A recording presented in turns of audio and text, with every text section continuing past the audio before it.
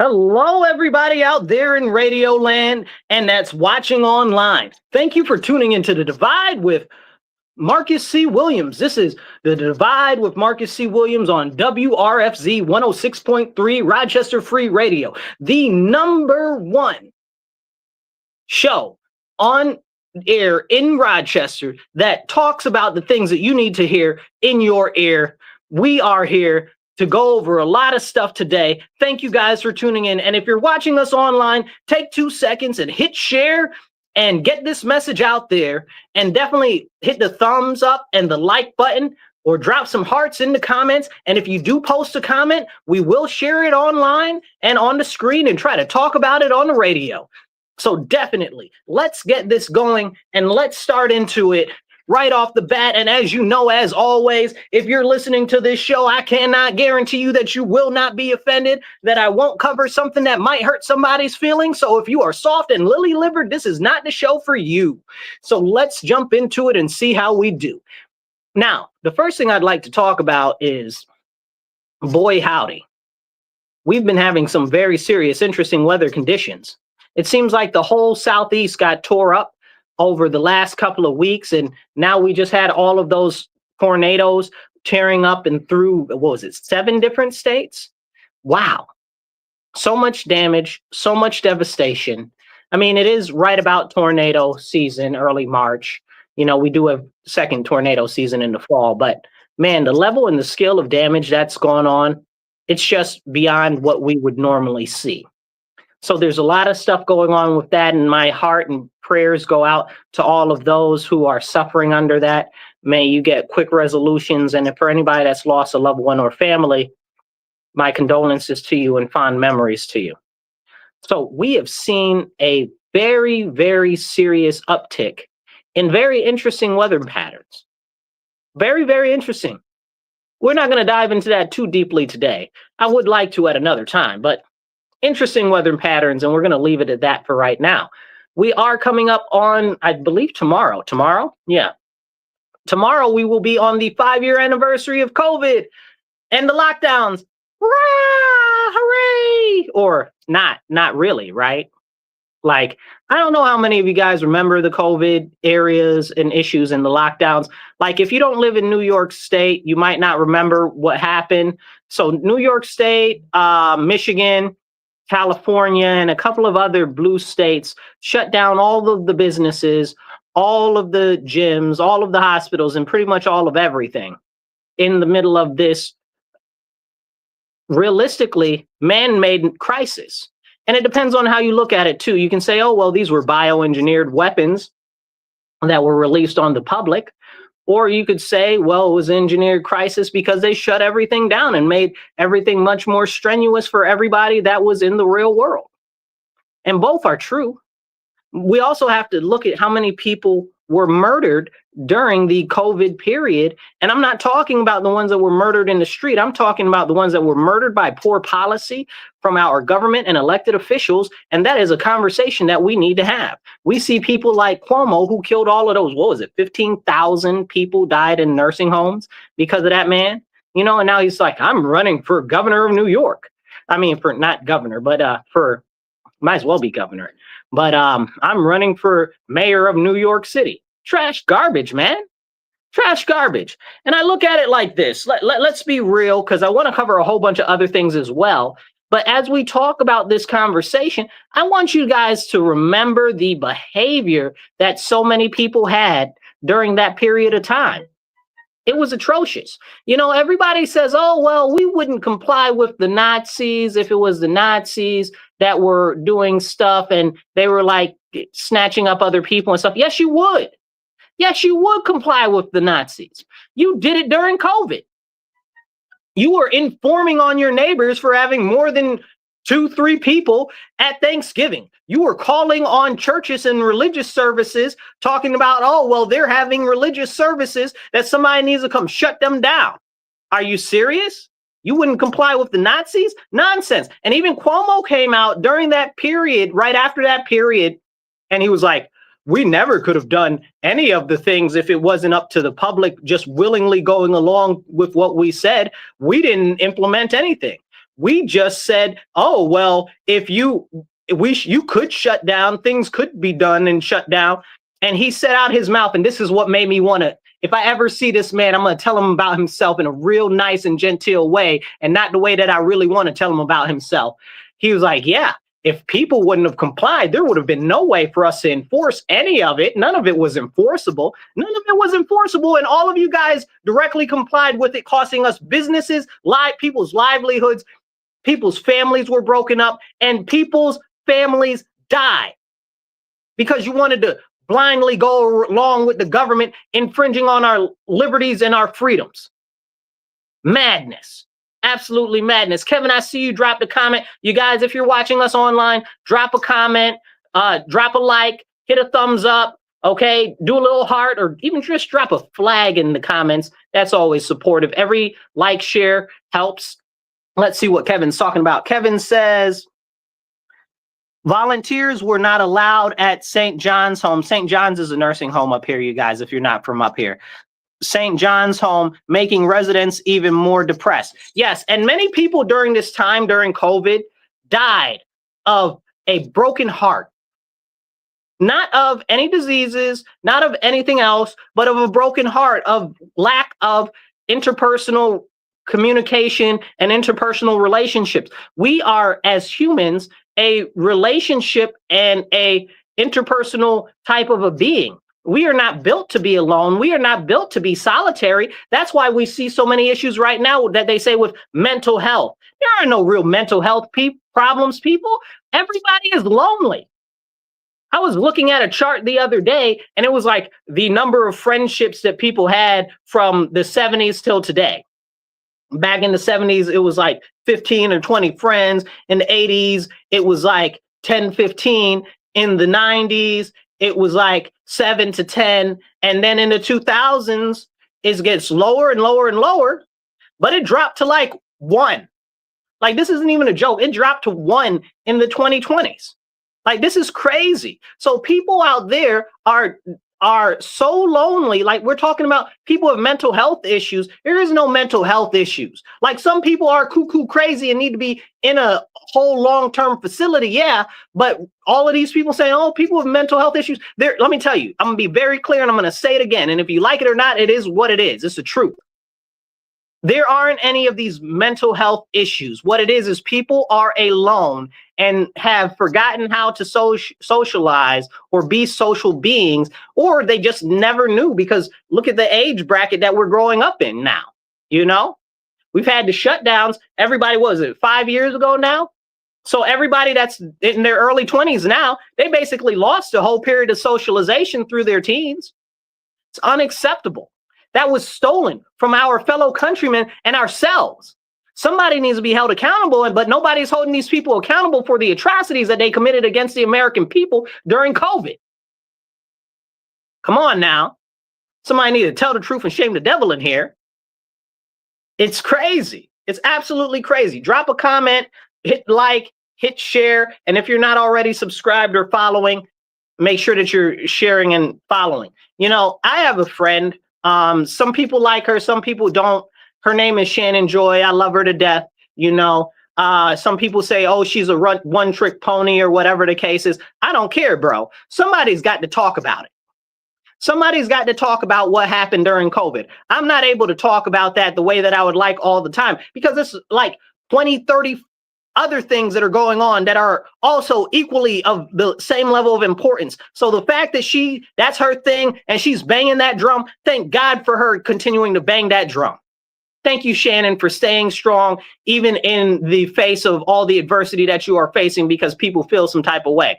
Now, me and her don't share the same vision on everything else, as you don't share your same vision with everybody on anything. You know, not even your bestest of best friends and stuff like that. So, but she stands on values and principles. So where I disagree with her on certain things, we disagree. But there is nobody that stands on business more than she does. Fact, period, end of story. So anybody that be trying to drag her, oh, she doesn't like Trump, oh, she doesn't like what's the people named, the Tates, or whatever the case is, the human traffickers. We're not even going to talk about that. I don't care whether you like the Tates or not. That's your own personal prerogative. But the fact of the matter is that they're human traffickers, sex traffickers. Okay. Now, if their actions are legal or illegal or in that gray fuzzy line, that's a whole separate conversation. I'm not here to adjudicate it. But the fact of the matter is that they are just genuinely not good people, you know. And it's crazy that people get well, they're so great, they're so great. You mean the people who push pornography are so great? What? You know, and maybe it's because I'm a Christian, right? And, you know, I know that many people struggle with pornography and porn addictions and stuff like that. That is a very, very, very serious issue. And my heart goes out to anybody that struggles with a porn addiction. May you be strong enough to overcome it. May you find people that you can actually talk about your addiction with, because I know that that is a very serious issue. It's really up there with things like drug and alcohol, but it's one of those things that are unseen that goes unaddressed continuously. So that's another, again, and this is another thing that happened during the rise of COVID. So many people ended up getting addicted to pornography, but we can't even talk about that. So this is a very, very, again, lack of socialization. And now it's affecting families and people being able to get in relationships and all types of other things that is having long-term effects on our society. And all of it goes back to what? COVID. Nonsense parameters and stuff that they put in line. So anyway, but anyway, thank you, Shannon, for standing on business and still fighting the good fight on COVID and stuff like that. I appreciate you, even if others don't. Even if people in our own party or even other conservatives do not so much, I appreciate you. You still my friend. Okay. Because again, we're not going to align with everybody on everything. But when you have somebody that stands on principles and stands on business, you can acknowledge that you don't agree with them, but it doesn't mean that you throw them out to the wolves. And I'll give you a great example of that. A good friend of mine, former Chief of Police of City of Rochester, LaRon Singletary. He was a good soldier when he was working as a police chief for Lovely Warren. And she threw that man under the bus. Threw him under the bus, hang him out to dry, whatever you want to call it. Okay, I saw that man go through the press conferences with her, and she just would try to like make it like, oh, she doesn't do anything, and then drag him. I felt so bad for LaRon, you know what I'm saying? And as a friend, you know, it's jacked up what they did to him. It's jacked up what Lovely did to him. Then they wanted to make up and stuff later and talk about, oh, well, people fight and stuff like that. Nah, man, you threw a good soldier out to the wolves. You don't do that. When somebody stands on business, you don't throw them out to the wolves as a sacrifice. And you sacrifice LaRon for what? That's my question. What did you gain from sacrificing LaRon? You still ended up out of office. You still ended up looking like you wasn't doing nothing because you wasn't doing nothing. And people will say, oh, well, Marcus. Now, I don't talk about Lovely like a lot of other people talk about Lovely. I got two main issues with her, right? One, that when her husband was selling those drugs and got caught up in everything, she was like, oh, they're just trying to go after my husband and because I'm running for mayor. Your husband is selling crack in my neighborhood around the corner from my excuse my almost language, almost curse. Make me so pissed off. Almost made me lose my temperament during Lent. God bless, I didn't curse. Thank the Lord. You know what I'm saying? But it's crazy. Like your husband is selling crack around the corner from my house.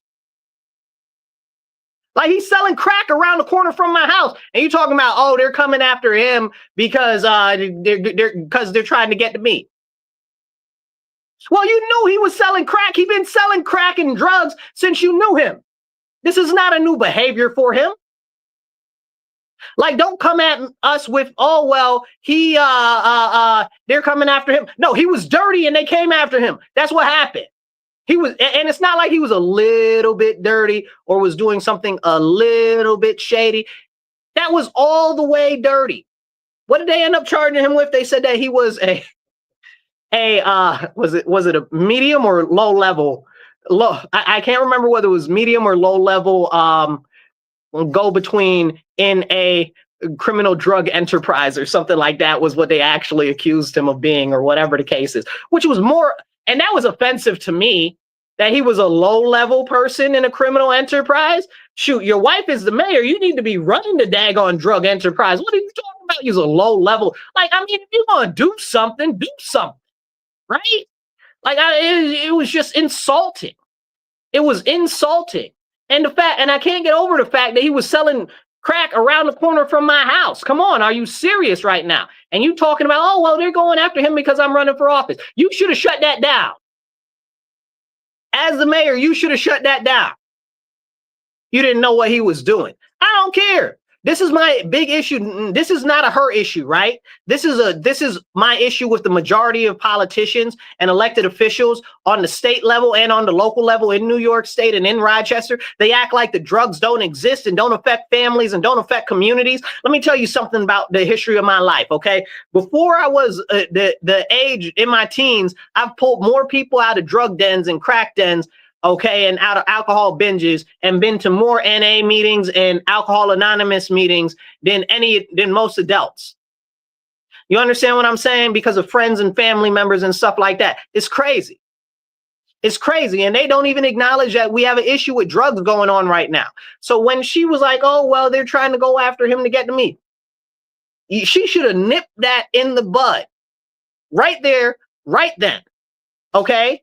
Oh, they're trying to go after him. I would have came out if I was the mayor and that was my significant other. I would have been like, listen, as the mayor, we are about to do a drug enforcement task force. And I don't care if it's my husband or nobody, ain't nobody about to go around selling drugs, destabilizing communities under my watch in my city. Point blank, end of story. Because that is a level of leadership that we need, but we can't have those type of conversations because we don't have any real leadership here in Rochester. We don't have any real leadership here on the state in New York State. We got a couple of people that are trying to stand up, but even the people that are standing up, they don't get any type of airtime. So that was my number one issue with her. Like, I don't have, outside of that, her whole thing during her tenure or whatever. No, my issue is the 2 times that we needed her to stand up and be a leader. She did not provide those services. You know, like, and she didn't even really have to do anything. She didn't. She just had to say that she was going to do something. You know, oh, I'm going to do a drug task force or whatever. Like Malik, he says he's going to do stuff all the time. I ain't seen him do none yet. Like, at least he say he's going to do something and then puts together something that looks like he's doing something, but really doesn't have any much of an impact. And that's for various reasons. That's a whole separate conversation. I'm not going to talk about him today. But these are the facts of what's going on. Then we got... Then she threw LaRon under the bus. And he was being a good soldier, not saying nothing about all of the issues in the city with the crime and everything that was going on. And she just threw him under the bus. Now, and I say that because I'm seeing the same thing. Now, this is all Democrat under the Democrat watch and all this nonsense. The COVID stuff, the stuff in the city of Rochester. Mind you, in New York State, the state assembly has been run by the Democrats for 65 years. Those are the people who do the state budget, the funding for all the different programs and stuff, and are the people who do the laws and legislation. Also, the state Senate does the laws and legislation too, but the assembly does it largely. Then you got the city of Rochester, 55 years.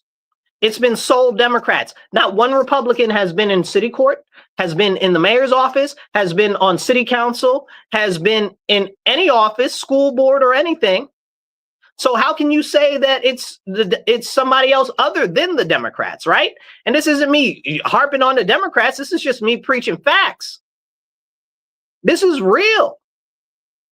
Like, if we're not having serious conversations, what are we doing? That's why we do this show, so we can have the real conversations in your ear, talking about the stuff that you need to hear. Please hit like and share, and definitely hit the thumbs up, okay, or a heart emoji. Drop some comments. I will pop your comments up on the screen, and we can talk about your comments. Okay, we're going to get ready to diverge from the local and the state level here in a couple of seconds. But this stuff is real, and please do donate. Donate. You can go on, you can do, what we got? We got Cash App. You can do $MW Real, the number 1. That's $MW Real, the digit 1. And you can donate there, or you can do PayPal or Venmo. It's at Marcus C. Williams.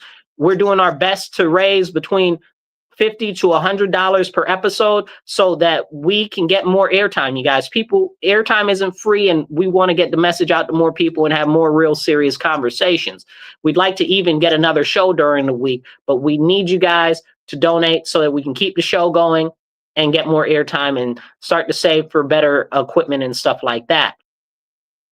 So donate, please. Do whatever you can. And when you donate, please pop a comment down there. And if you want, we can share it up on the screen and encourage others to match your donation. We also have givesendgo.com/Marcus C. Williams. Please do go and donate. All right. Now, as we have this serious conversation, we need to talk more about what's going on in our local areas. So that is where we can actually start to make a difference, right? But everybody right now is distracted with the stuff that's going on in the federal government, right? Oh, Trump is bad. Trump is bad. Da, da, da, da, da, da, da, da, da, da, da. Okay.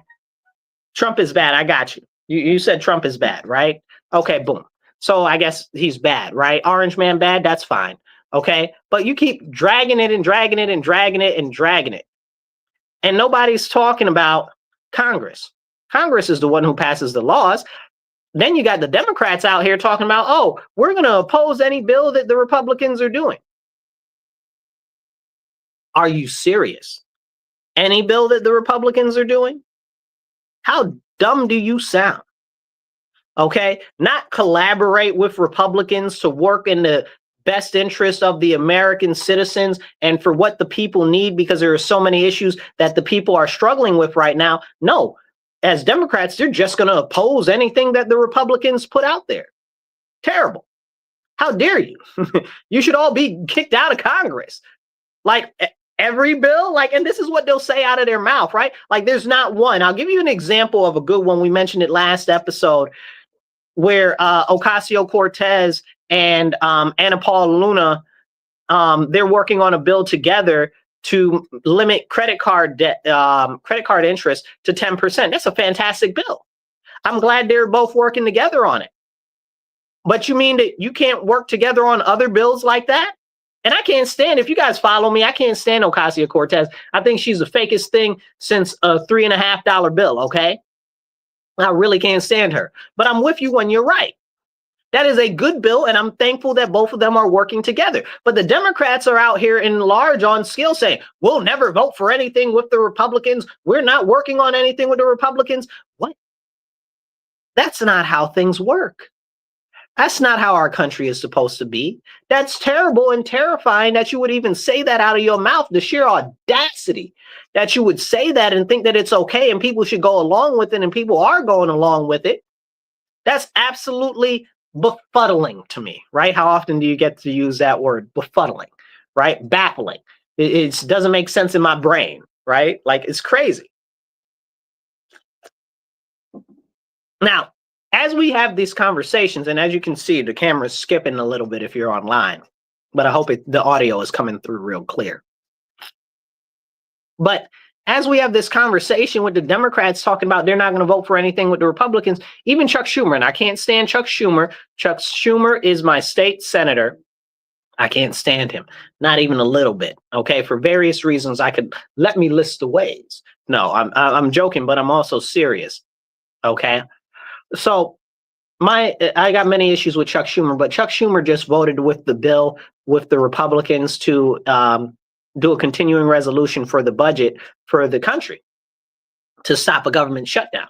Now, if you guys follow me or have been following me for a long time, I'm the type of person, shut it down, shut it all the way down. Okay, because we don't need a continuing resolution. We need an actual solution and an actual budget. What do you mean we're almost 5 years out with the most powerful nation in the world, with the capital of the free market, like the most largest military in the world, and we haven't had a single comprehensive budget in almost 5 years. And we keep passing continuing resolutions. I'm not for any continuing resolutions. Matter of fact, the Republicans promised me they weren't going to pass any more continuing resolutions. So I'm going to hold everybody accountable for that. And I didn't like Trump saying that, oh, well, somebody should marry Massey because Massey stands on business. I love you, Thomas Massey. You are a great guy. You and Rand Paul, okay? Y'all stand on business all day, every day, 24/7. Thank you for standing on business, even when other people don't. Chip Roy is another person that gets a little bit of a hard time, but he didn't vote the way I wanted him on this one. But anyway, the bill was necessary, I guess, but it wasn't, because we need to be making a comprehensive budget for our country. You mean you can't make one budget for the whole government to operate for 4 years? When the budget is only what? A budget for a year? Like, what's wrong with this? And we've got a budget for 6 months? Like, are you serious? Then they continue to raise the debt ceiling. And I think that that's something that we really need to have a conversation about. But in the meantime, you're listening to The Divide with Marcus C. Williams on WRFZ 106.3 Rochester Free Radio. Every Monday, 2:30 to 4 p.m. Tune in. So as we have this serious conversation, let's start talking about some of the issues that you've heard the Democrats talk about. Oh, well, they're going to cut Social Security. Nobody's cutting Social Security. It's almost against the law to cut Social Security. That's a legitimate thing. It's almost against the law, like the way that it's written. Like, you can't cut Social Security. Like, that's not an option. You can change the age on Social Security. You can do a couple of other things, but you can't cut Social Security. So that's a serious conversation that we need to have, that they don't want to have. And why do the Democrats keep selling you a lie? And it's just straight out not true. Why would the Democrats lie to you and say that the Trump administration is going to cut Social Security when they know that that's a lie? But you know what Trump administration is doing right now? Today is the 17th. March 19th, the Trump administration is giving an additional $2,000 one-time payment to everybody that's getting Social Security right now. Let me say that again. On March 19th, the Trump administration is giving an additional $2,000 one-time payment to everybody on Social Security. But the Democrats are talking about Trump's going to cut Social Security. You make that make sense to me. Now take that message and take that back to the Democrats that are your friends and stuff like that. I bet you they don't even know that that's going on. So, but these are the type of conversations that we need to have, because these are serious, real conversations. I don't care whether you like Trump, love Trump, hate Trump. Don't care. What matters to me is facts and the way that the government is functioning. And when we've got what would you say? We've got a new common culture in which we do not actually talk about reality or facts when it comes to government. And that's a problem, because nobody really knows what's going on. We got a whole bunch of people that swear that, oh, this is happening, that's happening. Then when you present them the information and say, hey, that's not actually going on, here is the information, they're like, oh, that's not true. I don't know. You don't know what you're talking about, blah, blah, blah, blah. And I usually, when I post stuff online, I usually try to make stuff very, very basic, and I don't delve into it. I used to delve into it real deep, give links and explanations and everything like that. People don't care. People don't value that. So now I just give them the highlights, stuff that's easily Googleable. Googleable. Do you say Googleable? Easy to Google? I don't know if you say Googleable. If you don't, I just made you say Googleable. That's a thing now. Anyway, but so I just put out stuff that you can easily research, take 2 seconds and go punch it into Google. But no, they'll prefer to go to, oh, well, we went to a fact-checking website for AP. AP, I can't stand AP. If you guys know anything about AP, they are super trash. They supported the toppling of what's it called them? Libya. They supported the toppling of Saddam Hussein, which destabilized the whole Middle East, cost us billions and billions of dollars. I think we're all 1 trillion with all of the wars on terrorism or something like that. We might even be into 2 trillion now because of all the wars on terror, all the lives lost, not even including the innocent civilians, right? And now the whole Northern Africa and the Middle East is destabilized. Like, AP was all in favor of that. Like, we're going to talk about that. They're not a trusted news source. You can't trust those people. Get out of town. But these are the conversations that we need to have. And when you're talking about, oh, I'm going to fact check, no, go do some research. Take some time. Take some time. Check out multiple sources. Check out sources that don't even agree with your point of view. Speaking of sources that don't agree with your point of view and crazy stuff going on in the economy. Earlier today, I was looking at some stuff about the housing industry. Okay. I continue to stay up on what's going on in the housing industry because I believe very firmly that there is going to be a serious housing collapse. So, my biggest concern about the housing collapse that's likely to be incoming is it'll be very, very hard and very, very brief. And after that collapse, it's going to skyrocket all of the prices so high that nobody's ever going to afford anything. And that is a very terrifying concern of mine. So, but I was watching this one guy. I watched a couple different things covering it. And I was watching this one guy, and he was like, yeah, because they're kicking out all of the illegal aliens and stuff like that. And the immigrants aren't coming in. What immigrants ain't coming in? The immigrants are all still coming in. You mean the illegals aren't coming in? So, and he said, and the illegals and the immigrants aren't coming in, talking about the illegal aliens. He said they're not coming in anymore. So they're not increasing the demand for housing. And he went on and said, and this is the craziest thing. Now, me and this guy don't agree philosophically on anything politically, but listen to what this man said, because I'm like, he's spot on, but he's not saying it in the way that we would find it favorable. He's trying to say that, oh, this is a bad thing. I think it's a fantastic thing. He said, yeah, he said the only increase in housing demand over the last 4 years has come because of the immigrants.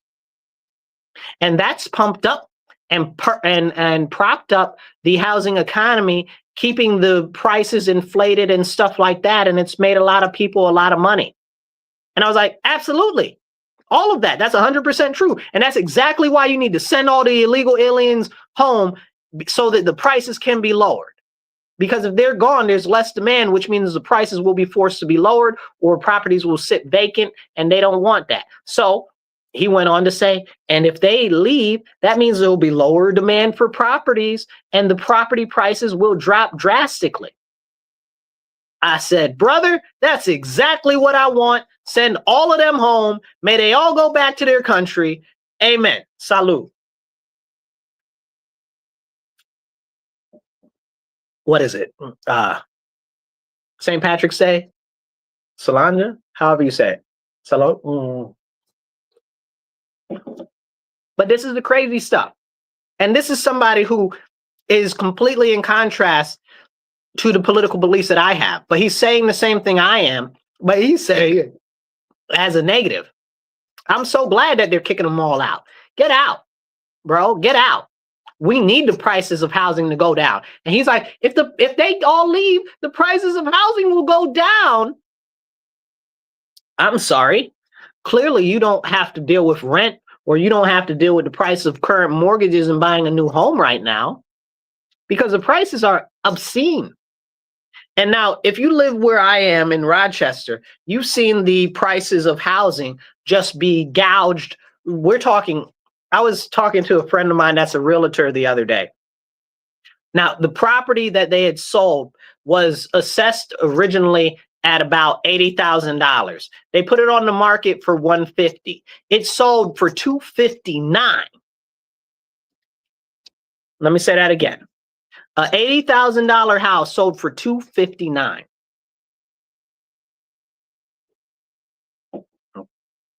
If sending all of the illegals home is going to lower the housing prices, send everybody home and their mama. Okay, no joke. Send them all back. You know, and these are the conversations we need to have. If you look at the housing numbers, we're about 169% overvaluation. Or maybe it's 173% overvaluation of properties. I think it's 173% overvaluation of properties. And I believe the estimate is 163 overvaluation of stocks. But this is the real serious issue right now. Housing. It impacts everybody. But we're not having those real types of conversations. If we get rid of the illegals, there'll be less demand for housing. You know, it's something like what do they say? There's roughly, I believe that they say there's roughly 20 to 32,000 Black Americans in the country. You know, we don't believe that because Black people don't fill out the census, but that's a whole separate conversation. And they artificially try to keep our numbers down anyway. But they've let in almost 20 million illegal aliens in the last 4 years. Can we have that conversation? You know, so when you talk about sending them back, send them all back. How much housing is that's been taken by these illegals? You know, and then you see all of these government programs where they're putting these people in these different housing facilities and stuff, like they built those new apartments in Maine when Maine is in the middle of a housing crisis. So, and they put the illegal aliens in there. And I'm not talking about refugees. I'm not talking about legal immigrants or anything like that. I'm talking about strictly about the illegal aliens and the fake asylum seekers. It's distasteful. Hit like, hit share, hit subscribe. Make sure you get this message out there to more people so we can have the serious conversations that are important for us to have. Okay, so give me a little thumbs up in the comments or make a little heart, and definitely share it to your page, share it to some other pages, and help get the message out there. If you drop a comment, I'll do my best to pop the comment up on the screen, and we'll have a conversation about that comment. And do be sure that you can donate on Cash App. That's $MW Real 1. That's $MW Real, the number 1. And we also have Venmo and PayPal, and that's at Marcus C. Williams. We're working to raise $50 to $100 each episode so that we can get more airtime. Airtime is not free, people. Please help us get more airtime. And we're trying to even add another show during the week so that we can have these serious conversations that we need to hear. You can also donate on givesendgo.com/Marcus C. Williams. You're listening to The Divide on WRFZ 106.3 Rochester Free Radio. You can also find us on YouTube on the Marcus C. Williams channel. Let's get right back into it. So as we're talking about all of these housing crises that are created by the illegal aliens because of they're increasing the demand in the market. Like, it's real serious. It's real serious, but we can't have that conversation because nobody wants to have that conversation. And then you look at the cost of goods, right? So what's the basic principle of a free market economy, or pretty much any economy, but definitely a free market economy like our own? It's supply and demand. The higher the demand, okay, the higher you can price the supply. The lower the supply, the higher you can increase the price. Scarcity, right? Like, that's a real thing, and we can have a real conversation about that. But people don't want to have that conversation, that because we've got all these illegals here, that they're causing artificial inflation. Well, I mean, it's not even artificial inflation. It's real inflation because they're physically here. But if we send them back, we won't have that problem anymore. We might have a new set of problems, but I take new, better problems over more expensive problems that they're giving us right now. Give us our money. Let us keep our money. Like, this crazy. Then talking about orange man bad stuff. Also, South African man bad stuff, right? And I'm not talking about the leader of South Africa. I'm talking about Elon Musk. If you guys follow me, you know I have very specific feelings and thoughts on Elon Musk, okay? But we're not going to talk about that right now. I want to talk specifically about a conversation I had with somebody that is an associate of mine. They were like, oh, Elon Musk only cares about his contracts, because we're going to talk about Doge in a second. Elon Musk only cares about his contracts. Are you serious? He only cares about his contracts? Should he care about something else? I'm just asking. Personally, should he care about something else other than his contracts? Now, here's the point that's very important to make. If you look at SpaceX, right, what they're charging us for rocket use, as far as being the United States of America, they're charging 1/10 of what Boeing is charging us. Now, for a great example, Boeing sent the Dreamliner up to outer space to drop the people off at the the International Space Station, and it collapsed. Well, not the space station, but the whole pod and everything, like, broke down so that they couldn't use it, so they couldn't get back. And Boeing charged us 10 times the amount that SpaceX charges us. 10 times the amount. So when somebody tells me, oh, well, Elon only cares about his contracts and stuff like that, he's charging us less than anybody else is for the same and equal services, if not better. And that's not me defending him. That's honestly been a very strong concern of mine, that he is charging us less, but it also shows that things can be more efficient at a lower cost value ratio and profitable still. So that's a whole separate conversation. But it also shows that we're being overcharged by all of these incompetent companies like Boeing. Boeing, don't come for me, okay? Because Boeing likes to assassinate anybody that talks about them. Look at all of the people that were whistleblowers, which nobody's investigated the whistleblower deaths in relation to Boeing, right? Like somebody should do that. Maybe they don't want to disappear too. Or ended up, what was the one person? Drowned in a lake by suicide, locked in their car with a gunshot wound to the head. I mean, I guess they were really making sure that they were dead. The only extra way for them to be more dead was to put a poisonous snake in the car with them. Like, are you serious? Like, and I'm laughing to keep from crying because that's a terrifying premise. So these are real serious things and issues. So when people say, oh, well, he's only out for his own contracts and stuff, but he's charging us less. He's charging us less. And I've been saying that that is a tool of his to charge us less so that he can ingrain himself more in with our stuff and gain more soft power. But nobody wants to have that conversation because you'd have to admit that there are certain things that you hold to be true that are not actually true. So when we talk about that, I'm going to leave that there and we're going to go into Doge. So please hit like, share, and subscribe. Drop a comment. We'll do our best to pop it up on the screen and talk about it on the air. Hey, I didn't see you hit that thumbs up button. Okay, there we go. Hit the thumbs up button, hit the heart. Okay, drop a comment. So, and share this. Make sure you share because every share helps get the message out.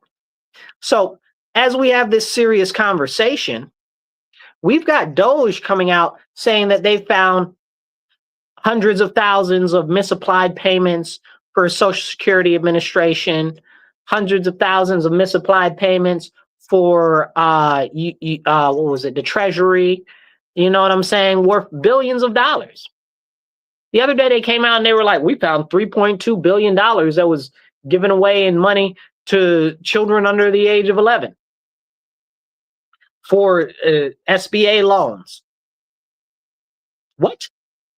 Like, don't even get me started on there. Me and the SBA got beef from some other stuff dealing with business and loans and them not giving them or whatever the case is. But I got some serious issues with the SBA and they need to clean up their act, okay? Because I don't think that it's right the way that they do business. I also, and we'll talk about this in a minute, but I'm hopeful that who's in charge over there now at the SBA? Not Linda McMahon. It's somebody else now. I can't remember who's in charge over there. Linda McMahon was previously in charge of the SBA when Trump was last in office. I can't remember who's in there right now, but I hope they do a good job and fix some stuff. But anyway, so I want to talk about and and that's just to say about some of the wasteful spending. And now we're going to move off of Doge, but we're going to talk about wasteful spending. Okay, so please drop a comment. So people have been saying, we're going back to the Social Security conversation. People have been saying Trump's going to cut Social Security, Trump's going to cut Social Security, even though he's giving everybody on Social Security a $2,000 extra one-time payment on March 19th. But they're not having a conversation about that. But they're saying that he's going to cut it. It's not true. And again, like I said, it's practically structured that you can't cut Social Security. So because it's an entitlement, and that's a whole nother conversation. And people are like, it's not an entitlement, it's a right. You sound dumb. Okay, it's actually labeled an entitlement. Like that is a actual legal term for these departments. Okay, that Medicaid, survivor benefits, and disability benefits are entitlements. Okay, those are entitlements. Those are real things that are called entitlements. And everybody like, because people like to change the definition of words and meanings because of their feelings and how they feel. I don't care about how you feel. Stop trying to repurpose the dictionary for your own devious means. Craziness. But talking about Social Security, you guys, I need to have this conversation with you very seriously and very directly.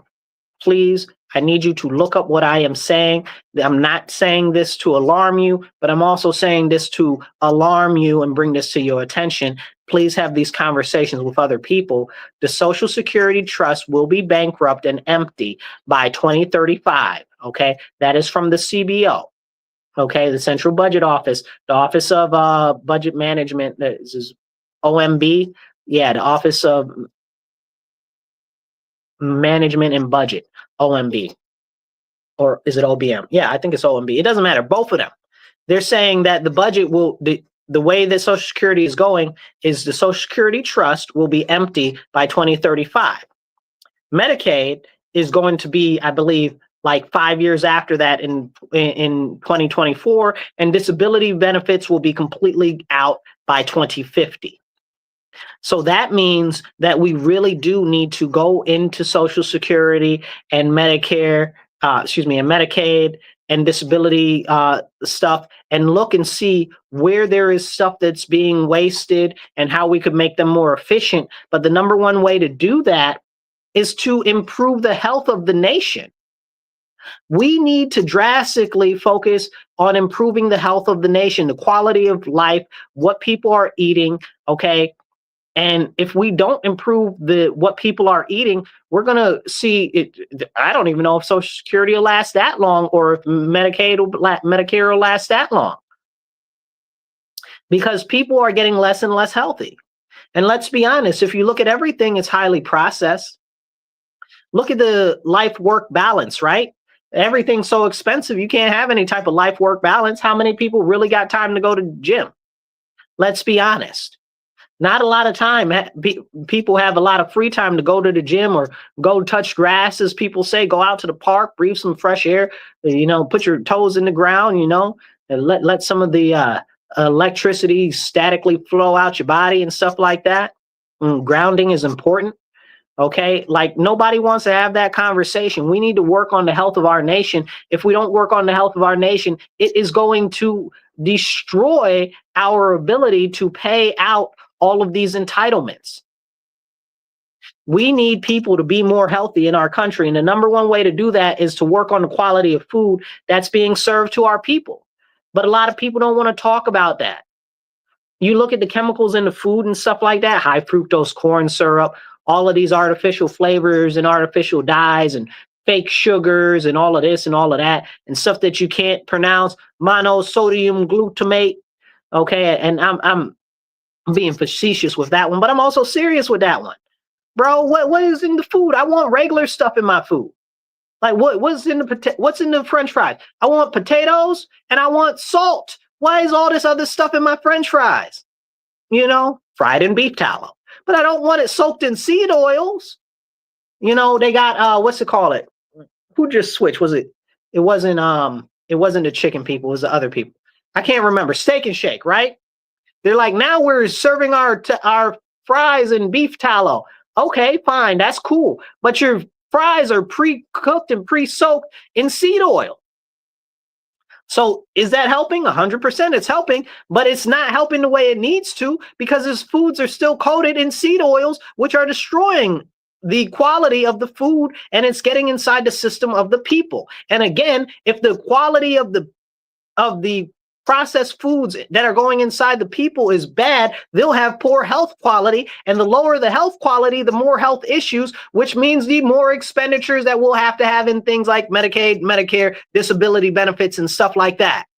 So we've got to do everything that we can to drive our nation back to health, drive our nation back to physical activity. We need to return, I believe very strongly, to the President's Fitness Challenge, and we need to push that even more and more and push students in schools. You want the Board of Education to do something? The Federal Board of Education institute a mandate, and I'm not big on mandating anything, and I'm definitely about abolishing the Federal Board of Education, but institute that people have to have a certain level of physical fitness, that we must start them off young. You know, what's the Bible say? Raise a child up right, and from that way they'll never depart. Start off the kids young with intense physical activity. Not only will it improve the quality of life that they'll have, the longevity, we'll have stronger babies, and we'll be able to have more people that are military ready, because I think it's something crazy like 80% of Americans are automatically disqualified from the military because they're considered to be obese and out of shape. And that's not even including the mental exam, right? And we touched on that a little while ago earlier in the show. People just, their brain ain't right because they ain't got nobody to get them a hug. Okay. And I just grossly simplified that, but that's about it, you know? Or, and I'll tell people many times, you know, I say, I don't know what it is, whether you got too many hugs or not enough hugs, something's wrong with you. Okay. And it's funny, but it's also true. Now, as we have these serious conversations that we need to have, if we're not talking about the direction that our nation is heading and the extreme costs that Social Security, Medicaid, and other benefits, other entitlements are having, and the impact, you understand? I need you to understand that that's where most of the taxes and stuff goes. And there's going to be an increase of about 76%. 76% in the cost of Social Security because of the number of payouts that are going to have to be done in the next 10 years. And I believe Medicaid is going to go up, Medicaid or Medicare. I don't know, same thing, same difference. You know what I'm talking about. That's going to go up about 57%. So all of the prices are going to balloon on that. One of the ways to cut down on the prices is to improve the health of our nation. So that's number one most important thing that we need to work on and we need to focus on. Because, again, you can't really cut Social Security, even though Social Security is almost going to be completely out. And that's a serious, serious problem. We're probably going to run into an issue in the next couple of years where they're going to have to massively overhaul it. And remember, Democrats were just the other year trying to increase the age, and there was a big fight over that because the Democrats wanted to increase the age on that. No, you don't, because they didn't want to talk about it that much, but it was a big thing. You can look it up. So, but these are the conversations that we need to have. I don't want them to increase the retirement age. Honestly, looking at the push for automation and stuff like this is another issue that we're going to have where people aren't going to be able to have jobs. So we might need to lower the retirement age, you know, and that's a whole nother separate crazy conversation. So with all of these machines and stuff like that, was it not OMB, it's the other one. Budget. I can't remember. It doesn't matter. One of the government organizations, I forget, that does the budget, they said that the automation and the AI in the next 10 years is going to take approximately 100 million jobs. I don't even know what that looks like.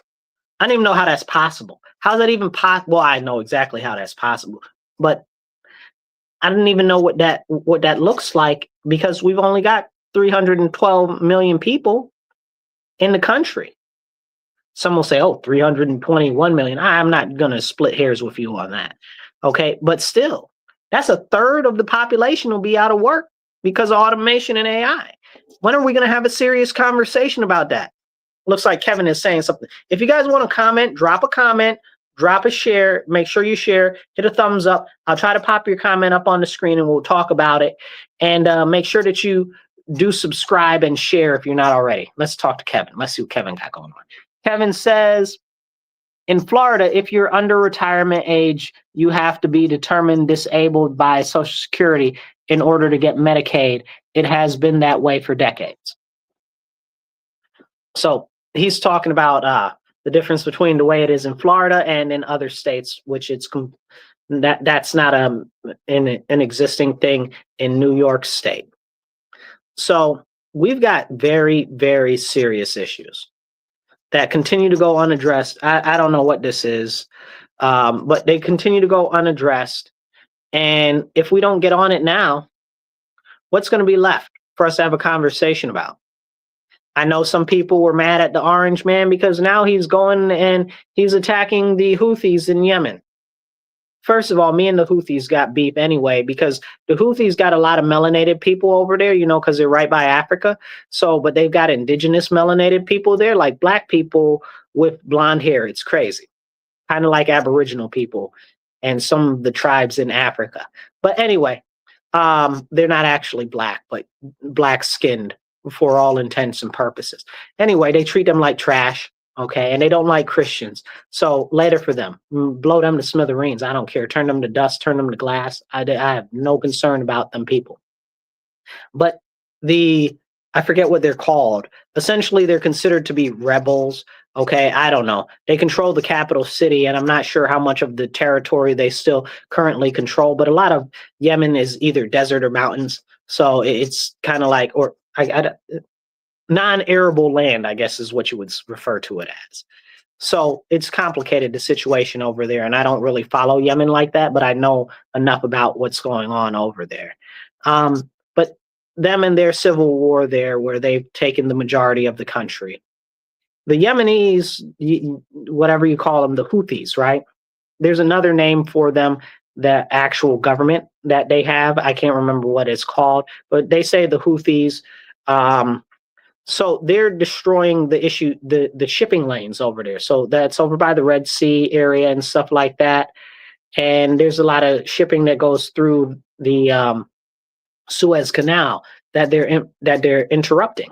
So that's got, I believe they say that it almost 2/3 or something like that of shipping goes through there. Now, I don't know how accurate that is currently because a lot of shipping lanes have been changed because of the continued attacks on there.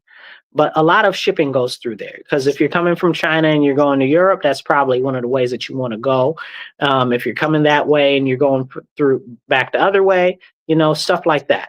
So a lot of shipping goes through there because it's quicker than going around Africa. But this is a serious issue because shipping is a way that we get a lot of products. If you guys remember during Biden, or was it Biden? Was it under Biden? I'm trying to remember when it was. I don't remember. But during the COVID time period, okay, whoever it was under, I can't remember. But the Evergreen ship got stuck in the Suez Canal for weeks and weeks and weeks and jammed up shipping. Even though it was for weeks, it jammed up shipping like 8 months. And we had a complete collapse of the supply chain for most goods. You guys remember that? That's why it's so important to control the shipping lanes over there, which is one of the main reasons why Trump wants Gaza. Like, they're like, oh, well, we could turn it into a resort or whatever. You're not sneaky. I see what you're doing. You want it so that you can have a base in the Middle East, but also be able to work on controlling and protecting shipping. I see you. I see you. I see you. You know what I'm saying? Like, I see you. It's not hard to see what's going on there. And while I don't really support them taking over Gaza or whatever the case is, I don't not support it. I'm young enough to remember that Gaza used to be part of Africa. Gaza used to be part of Egypt. Like, but we can't have that conversation. Okay. And I'm not about to argue with nobody on that. Gaza used to be part of Egypt. Look it up. And we're not talking about a long time ago. We're talking about the early 90s, late 80s. Okay. So, I mean, it's crazy. It's crazy, but we can't have those type of conversations because nobody wants to have real conversations because it'd be too much like right. Hit the thumbs up, hit the like, hit the share, get this out to more people. And if you're listening to On the Air, make sure that you're telling your friends, your family, your enemies, and the people down the street, okay, to tune in every Monday on WRFZ 106.3 to The Divide with Marcus C. Williams. Now, as we have this serious conversation about them blowing up the Houthis over there or whatever, now the Houthis have attacked the, what was it, the Abraham Lincoln or something? I think it was the Truman. They attacked the Truman or whatever the case is. Why, bro? Why? Please don't attack America's ships. Now, if you guys don't know how America reacts when people touch their boats, right? You don't touch America's boats. For whatever reason, we got a serious thing about our boats. You touch our boats, we turn you into a hole in the ground. So you don't touch America's boats. It's a very, very serious thing. We have very serious overreactions when you touch America's boats. That's a thing. So now they touched America's boats. I don't know what to tell you. Y'all out of luck. I guess Russia was like, oh, y'all should come to the negotiating table and have some negotiations through, what do you call it? Diplomacy. I don't know if we can have diplomacy with those people. I don't know if we can have diplomacy with those people. Maybe. But they seem to be very determined to hate Israel to the death of them, and to, I guess what they're saying is, support people in Gaza. I don't get it, but I guess so, because I'd be more concerned about the West Bank, but you know, that's a whole nother conversation. But I guess that's what they're saying. Really, I think it's just a way for them to flex. If it was up to me and I was in charge of everything over there, I'd be focusing on stabilizing the government, building up our armaments and stuff over there, and then later on planning on attacking. Like, you guys are like, what are you, retarded? Like, how are you just attacking the US and stuff like that? And you know what's interesting though? Because again, there's more stuff over there than most people understand. Like, they were at war with Saudi Arabia, but Saudi Arabia and them have a peace treaty now, or whatever the case is. I don't understand, but that's, well, I do understand basics, but I don't understand more in depth. You know, I don't speak a lot of what do you call it, Arabic. I don't speak a lot of Arabic, so I don't fully understand. I can't fully watch the press. I do fully watch the press conferences, but there's little idiosyncrasies and differences of framing of talking and words like that I don't really get or understand. So I don't fully understand that. But Saudi Arabia has a peace deal with them right now. So I guess in theory, we could have a peace deal with them maybe. So maybe there is something there to be talked about. But talking about the Middle East and stuff like that, can we talk about what's going on in Syria? After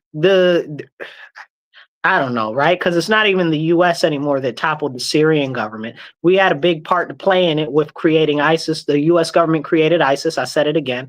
Okay. The US government created ISIS. They were funding all of these, what do you call them?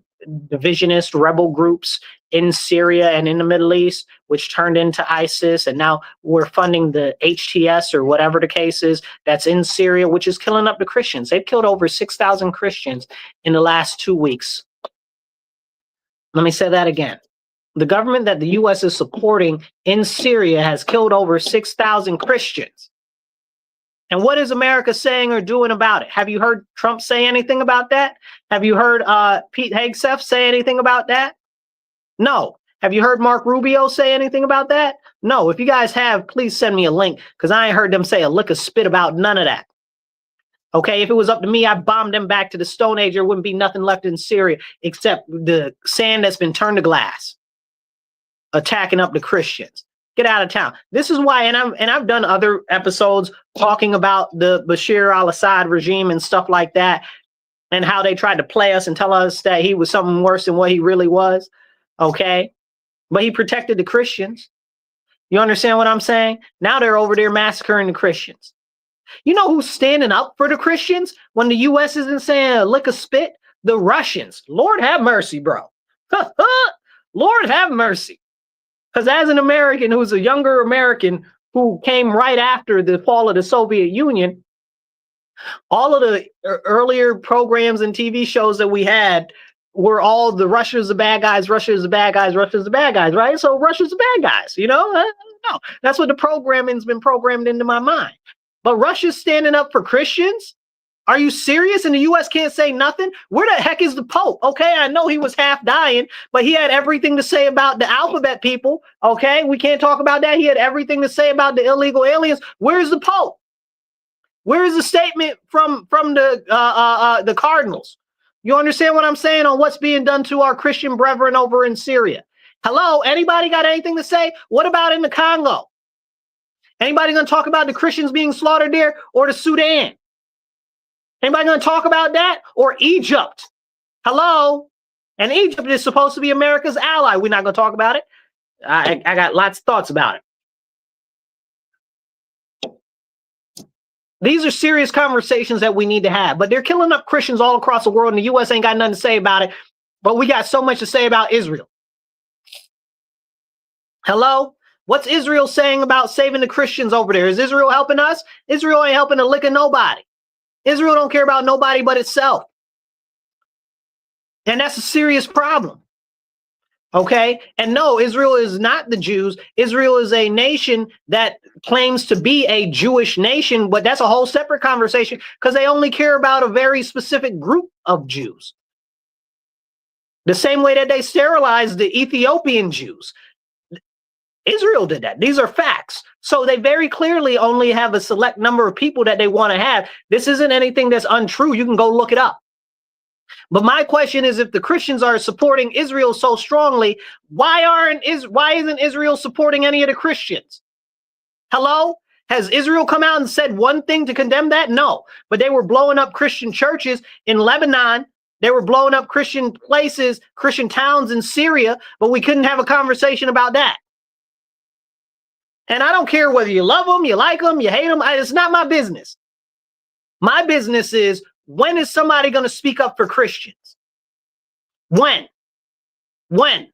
I don't care if you're Hindu. I don't care if you're Muslim. I don't care if you're Zoroastrianism. Okay. I don't care if you're Jewish. I don't care what, none of it. My question is, when are other people going to speak up for Christians? And the answer to that is nobody's going to speak up for Christians. So it must be up to us to speak up for Christians. But America isn't speaking up for Christians. They're speaking up for Israel. But the only people speaking up for the Christians is Russia. Russia, bro. Russia. You know how frustrating that is to me? Because that half makes Russia good guys. Like, are you serious? Like, do you know as an American how much inner conflict and turmoil that gives me to even say that? Like, Russia is half the good guys? Like, are you serious, bro? Like, where is America standing up for Christianity? America is falling to this whole concept of what do you call it? There's a specific term for it, but essentially it's where you don't have, I guess you'd say atheism, you know, like there's a better word for it, a better term, which isn't coming to mind right now. But essentially America has fallen to atheism. We're a Christian nation that's fallen to atheism, and we need to go back to God and repent. That's what we need to do. We need to turn back to the Lord, our Father, repent of our transgressions, and get back in alignment with his will. And then we can prosper as a nation again. Okay? We need national revival. That's what we need. Repentance and revival in America, and America to stand up for Christians.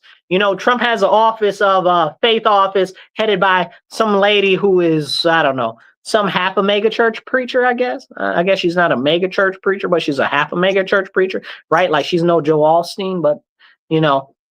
So where is she on this? I ain't heard her say nothing on this. I'm gonna go email her. Okay, I'm gonna email her as soon as I get home, because I'm like, what the heck is being done to preserve Christianity and to save Christians? You know what Russia did, and this is what's frustrating to me, because it's like I don't want to say good things about Russia, right? But you put me in a position where Russia is doing the only positive things for Christians. Russia has said, if you are a Christian and you are being persecuted, come to Russia. Russia is a Christian nation, and we stand for Christianity and conservative values and principles. Come to Russia. What am I supposed to do with that? They're the only ones standing up for Christianity. Well, like, what? Like, is this for real? Like, is this the Twilight Zone or something like that? It's terrible what's become of America. It's terrible. But this is why we need to turn back to the Lord. This is why we need to get right with the Heavenly Father. Because America has let people take God out of the schools, God out of the judicial system, and look at how corrupt and how far the judicial system has fallen, and how corrupt and how far the educational system has fallen. Can we have that serious conversation? No. They don't want to have that serious conversation. But it's a real conversation that we need to have. Please hit the heart button, hit the thumbs up, share this out so we can get this conversation out to more people, so more people can hear, and definitely drop a comment and I'll pop it up on the screen and we'll do our best to talk about it on air. It's crazy. Russia's the only people protecting Christianity in the world, right? That don't make no sense to me. Doesn't make no sense. Makes me frustrated, you know. But as I digress, but still in relation to Russia and what they got going on, apparently, you know, Zelensky was over here and he was and he decided he wanted to pop out his mouth at Trump, and then Vance and Trump had to pop him in his mouth, not physically, but you know, so verbally, right? So apparently, Russia offered the U.S. a mineral deal. After that, after Zelensky denied the mineral deal, that was way more profitable and better for us than it would have been with Ukraine. And now Trump is trying to get the deal with Ukraine back or whatever the case is, but he wants better terms with the one for Ukraine. But Russia offered us a really luxurious deal. You know what I'm saying? A really, really good deal, which would have made us closer tied in partnership with Russia, but wouldn't have obligated us to have a defense pact with them.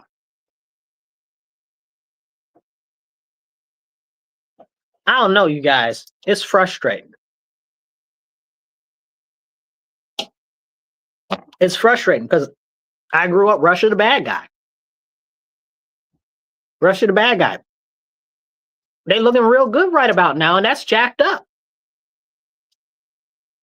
So now I got to question everything that I've been taught my whole life. Because the difference is that Russia did used to be the bad guy when they were the communists.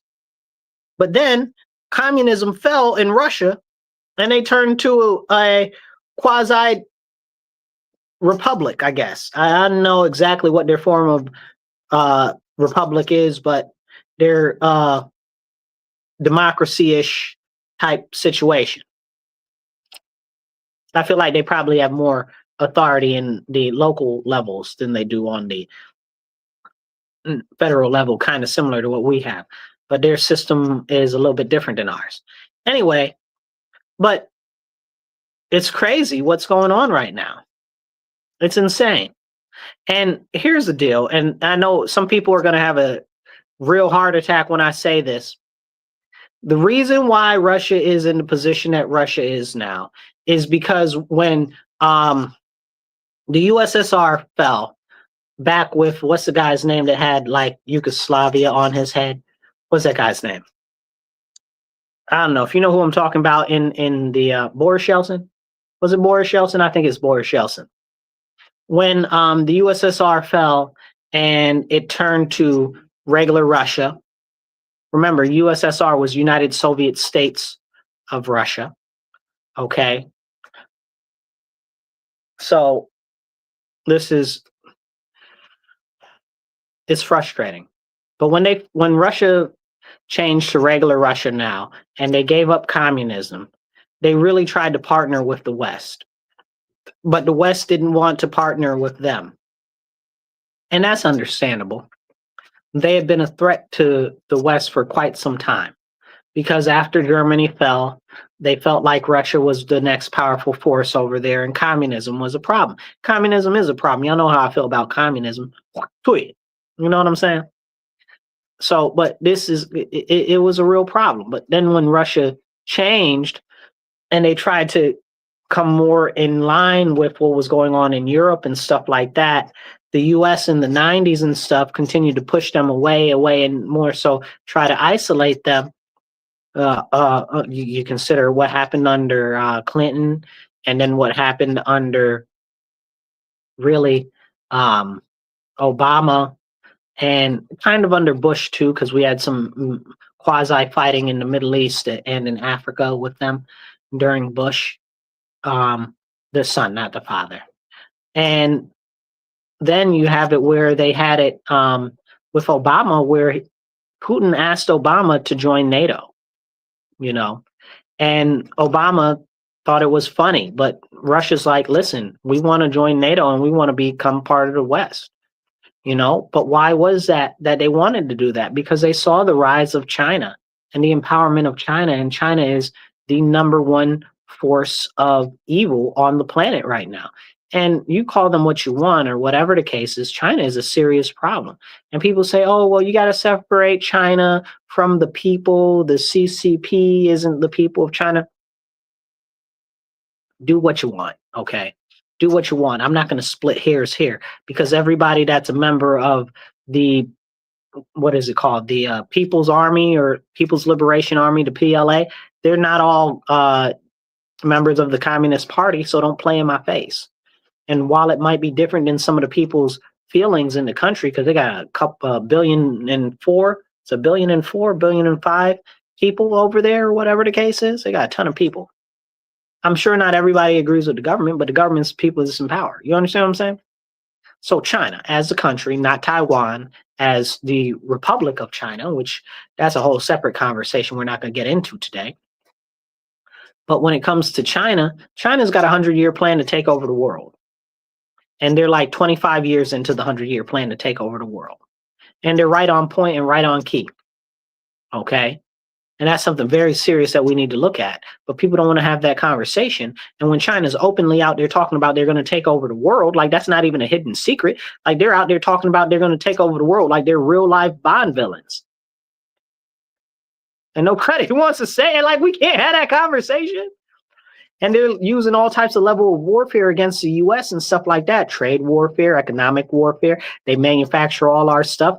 They got us so reliant on them. That's why what Trump's doing with all these tariffs and to bring back the manufacturing and production to the U.S. is very, very important long term.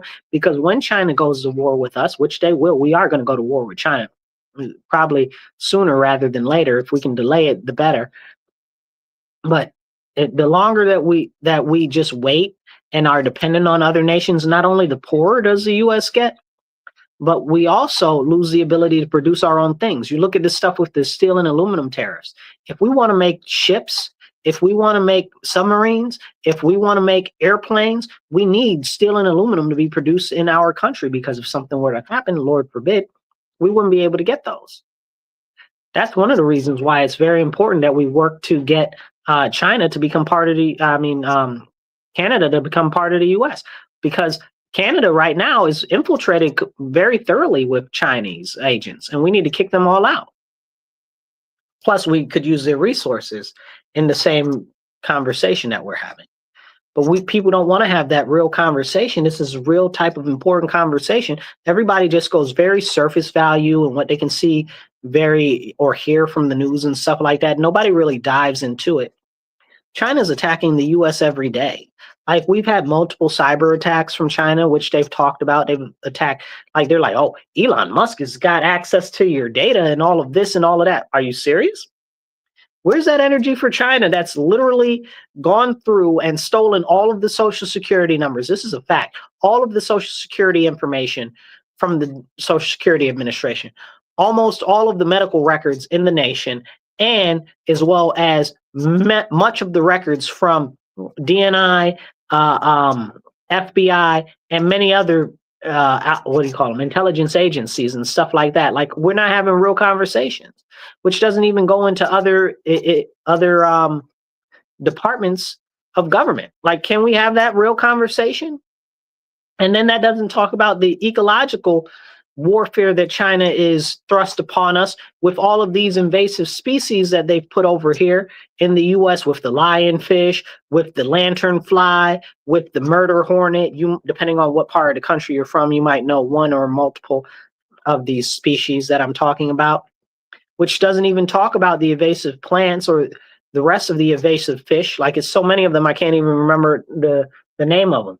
And those hideous fish that look like they got human teeth too. Burn all of them, because that's a crime against nature. I don't care what nobody says.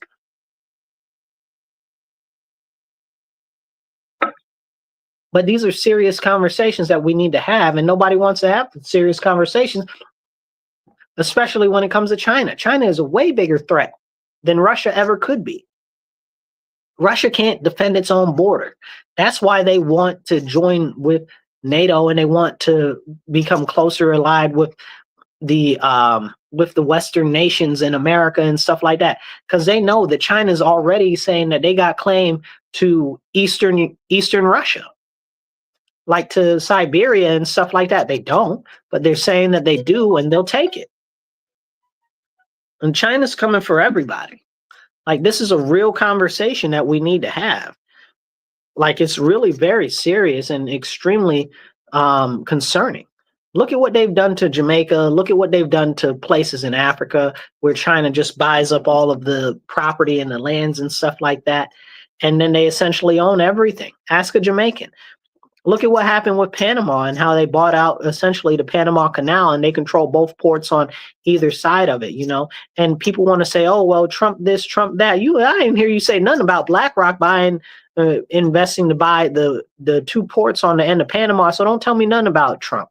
Okay, I'm not trying to hear nothing, because when there is something that Trump's involved with that could possibly be a legitimate concern, none of these people want to talk about it because they ain't got nothing to say about it, because all they know are talking points that have been fed to them.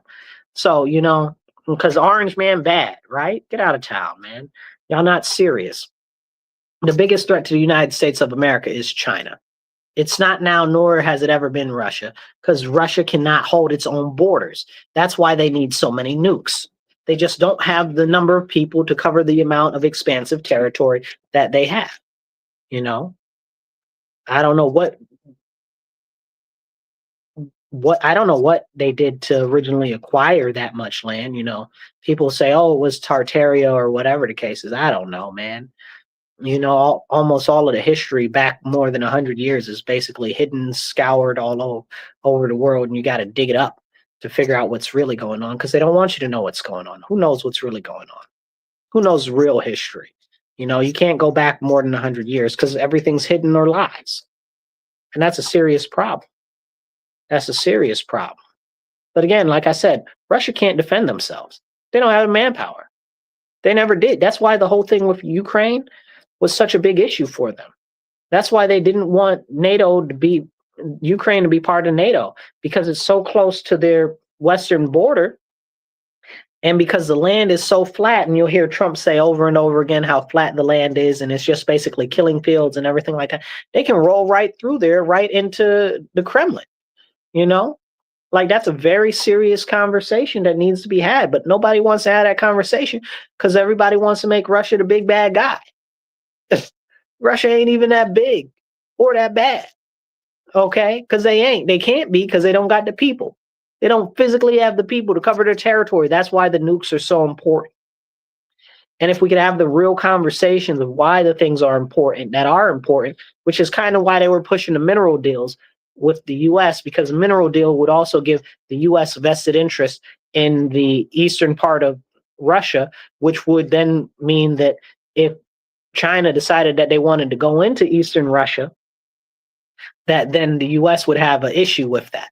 So there's a lot of stuff there. Geopolitics is real serious, and we need to have more conversations about geopolitics that are more than just surface level. Because when we talk about geopolitics, this country or that country or whatever, we very rarely talk about strategy that goes on behind that or with that, or have any real conversations, because not only do largely Americans have a bad grasp of geography, they have minimal grasp of general geopolitics in the last 50 years. You know, more or less 100 years back to the Nazis. And that's a whole nother problem, because the Nazis were far left. They're socialists, like it's in the name, National Socialists. But they want to say, oh, well, the Nazis were fascists, and the Nazis weren't fascists. But guess what? Fascists were also far left. Like both of the Nazis and the socialists, okay, both the socialists and the fascists were about government control. Now, the difference between fascism and socialism is as such. Fascism is where you still get to control, you still get your property or whatever the case is, but the government tells you how to use it. Socialism is where the government controls all the property and you don't get to use it the way that you want to. Okay, so they're basically the same half of the same coin. You know, they say there's two sides of the same coin. No, they're on the same side. You know, socialism, fascism, it's the same thing, but they're not far right. They're far left. And that's something we need to have a real conversation about. But when you get people, they're calling Trump is a fascist. Trump is a fascist. Really? He's trying to shrink the government and not have the government in all your business and all your stuff. How is that fascism? Like, do you know what fascism is? And the answer is no. And they don't even know what real socialism is, because they're like, oh, well, socialism has never been tried or whatever the case is. The whole point of socialism is to usher in communism. That's it. That's it. Socialism, you kind of have some control over your property, but the government has the ultimate authority. And in communism, you don't have any control. The government owns everything.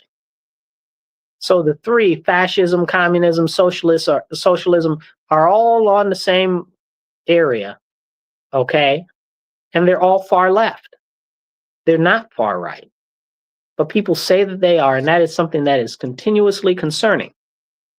Now, let's continue to have these very important conversations, and I'd encourage you guys, please do donate. We're trying to raise $50 to $100 per show so that we can get some more airtime and start to save some money for some better equipment, because I know you guys can see the screen jump in a little bit, and sometimes the audio cuts out or whatever the case is, but please do donate. You can go on Cash App. That's $MW Real. The number 1, that's $MW Real, the digit 1.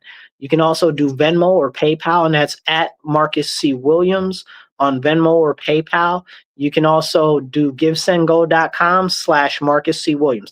Donate whatever you can, 10, 25, 50, $100 or more if you can. Do whatever you can, and please do donate. And get the message out and share this video, please. Drop a comment. Kevin, I see you just dropped a comment. I'm going to pop it up in the screen. We got a couple seconds here left. And please hit the like and hit the share button and get this out to more people. And if you're listening to us on the air, make sure you tell all your friends, family, enemies, people down the street, people at your office, the people that you like and the people that you don't like. Tune in on Mondays to The Divide with Marcus C. Williams on WRFZ 106.3. You can also catch us on YouTube on the Marcus C. Williams channel. Let's see what Kevin's got to say. Kevin, you're going to be our last comment of the day. Kevin says, what you are saying about socialism is what tenant unions promote. We don't have enough time, but I would like to cover how one of the co-ops here is actually unionizing now. And how can you have a co-op that's unionizing, since a co-op is technically already kind of a union and it's already socialism, communism type situation? That's a whole crazy conversation in and of itself. We're not going to talk about that today, but I'll catch you guys later. Please remember, stand up, speak up, and don't shut up. Take action, you guys. Be blessed and be well, and we'll catch you next Monday. Do make sure you follow, share, like, and get this out to more people.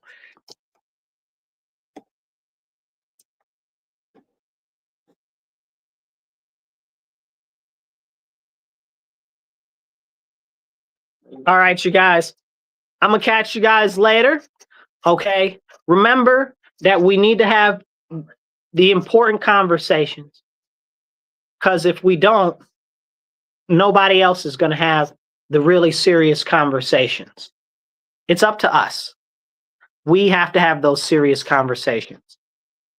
Nobody else is going to have those conversations.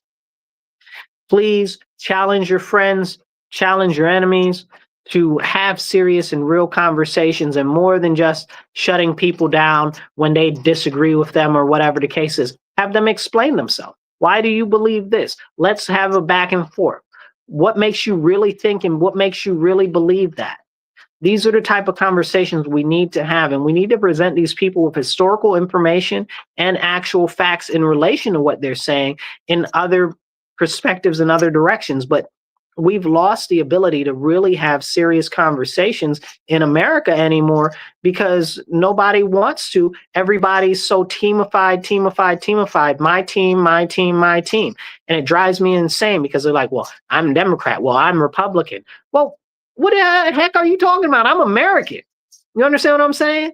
You're so much about your team can do no wrong. That is trash garbage. The government is against the American people, and we need to make sure that the government is working in the favor of the American people. And that's why we have the First Amendment, because the First Amendment says not only do you have the freedom of press, which means that you can print out and distribute whatever materials that you deem necessary, which we got that freedom because of the Constitution and the Bill of Rights, because they needed to distribute information talking about how bad the king was and why they were doing us dirty.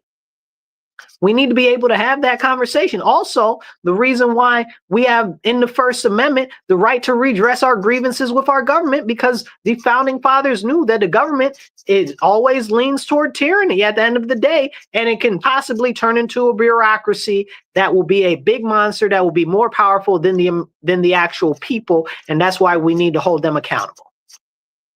But now the government is being held accountable with Doge and stuff like that to trim it back some, and people are flipping out. It's crazy what's going on right now, and that's why we need to have these type of very serious conversations. But so few people do want to have them. But I'm going to catch you guys later. Remember, stand up, speak up, and don't shut up. You be blessed and be well. Let's talk soon. Share this out.